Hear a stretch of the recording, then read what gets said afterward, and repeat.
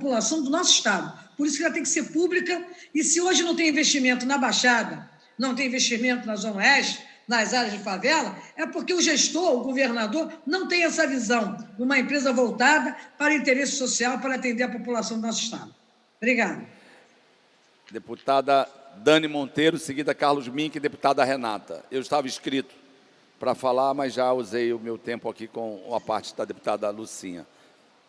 Bom apetite, Lucinha. Fecha o som, por favor. Deputada Dani Monteiro. Senhor presidente, deputados, deputadas, acho que, primeiro, boa tarde e começar parabenizando o presidente, deputado André Siciliano, não apenas por esse projeto, mas por toda a movimentação que o presidente vem fazendo ao longo desses meses de pandemia para realmente refletir com seriedade e sobriedade sobre a economia do nosso Estado, né? Seja via ouvir economistas, a sociedade civil, seja até mesmo a Alerj incidindo em projetos. E aqui atenta ao plenário e atenta ao que os meus deputados mais velhos aqui, mais experientes falam, muito atenta ao final da sessão plenária da terça-feira, na fala do deputado André Siciliano e do deputado Luiz Paulo, a necessidade que a gente tem, né, frente à renovação do regime de recuperação fiscal, também de repensar a economia do nosso Estado. E o quanto que isso é central e fundamental, e até nas palavras do nosso nobre presidente, o quanto que o nosso Estado precisa ter a possibilidade de gerar investimentos, né? De ter a possibilidade de sair da inércia e gerar empregos e gerar renda. Então, eu acho que isso é um ponto muito central e certamente motivo de parabenização do presidente e também do deputado Luiz Paulo frente a essa tratativa do regime de recuperação fiscal. Mais adiante, eu queria fazer um debate mais de fundo, que eu acredito que já fui extremamente contemplada sobre o debate da SEDAI, que os meus camaradas anteriores aqui me antecederam, deputado Eliomar, deputado Flávio, deputada Mônica, deputada Lucinha também.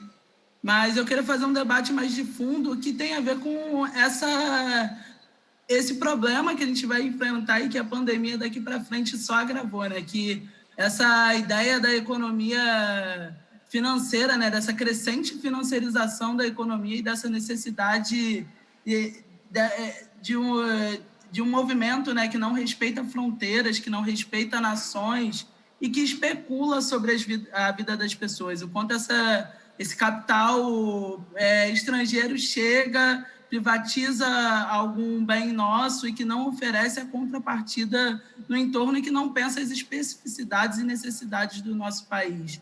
E aí eu chamo a reflexão dos deputados nesse momento, no contexto de pandemia, como teria sido se hoje houvesse uma gestão privada na empresa pública, na SEDAI, ou como seria o abastecimento de água e se a gente teria garantido a necessidade do crescimento desse abastecimento de água para todos e todas no contexto da pandemia. E o que faria essa empresa com as pessoas que fossem inadimplentes nesse período de pandemia? Acredito que se a gente não votasse uma lei aqui que pedisse para que o serviço não fosse cortado, o abastecimento, por si só a empresa privada faria isso e talvez até tentaria judicializar a lei que aqui a gente aprovasse na Alerj. Ou seja, quando a deputada Mônica, a deputada Regiane chama atenção para a necessidade da água como bem público, e quando o deputado Eliomar faz esse resgate de tantas outras cidades no mundo que estão revertendo a privatização da água, perpassa exatamente por esse momento. O contexto de pandemia nos demonstrou imensamente essa dificuldade, e, aliás, da necessidade da importância da água como bem público. Adiante, acredito que o desafio do nosso Estado é gerar empregos e renda, ainda mais nesse contexto tanto da pandemia agora e do pós-pandemia. E o quanto que esse momento também nos demonstrou a centralidade da construção de políticas públicas, de políticas sociais e políticas de transferência de renda. Ou seja, o quanto que para o próximo período, no nosso Estado, que é campeão de perca de empregos formais e de um processo de criminalização dos nossos trabalhadores, porque na Câmara Municipal está se votando um projeto que pretende armar a Guarda Municipal. uma das maiores arbitrariedades da guarda é frente aos trabalhadores ambulantes, camelôs, que vão para a rua legitimamente tentar gerar alguma renda. O que deveria fazer a prefeitura com esses trabalhadores é avançar no processo de regulamentação da sua profissão e não de criminalizar e não de armar a guarda para ter mais aparato para lidar com esses trabalhadores. Ou seja, trouxe aqui alguns exemplos para que a gente olhe o desafio que a gente tem pela frente e o quanto que é necessário aqui a gente pensar a condição de vida das pessoas.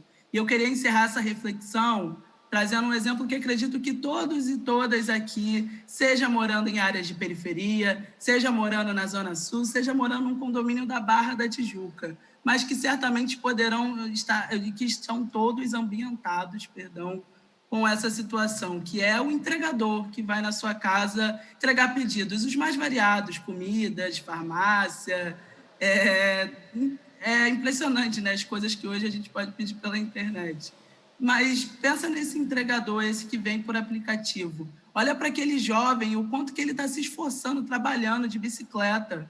Muitos deles com a bicicleta vinda do Bike Itaú, porque não tem nem dinheiro para comprar uma bicicleta própria. Trabalhadores jovens que pedalam quilômetros para ganhar centavos. Pensa nesse jovem. Esse jovem não merece estar numa vaga de universidade. Esse jovem não merece estar sendo investido num projeto científico. Esse jovem não merece trabalhar numa empresa como a SEDAI sendo pública a partir de um concurso.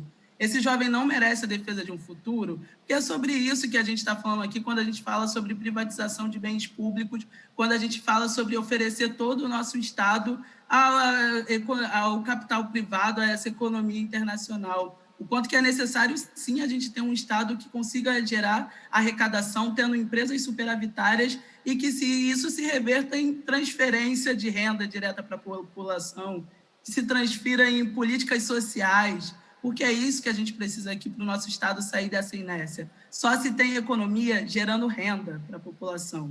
Não há economia sem renda. E se há aqueles que duvidavam para concluir, disso, por favor. A pandemia nos deu absoluta certeza. Concluído, presidente. Obrigado. Saudar aqui a presença do deputado Otônio de Paula,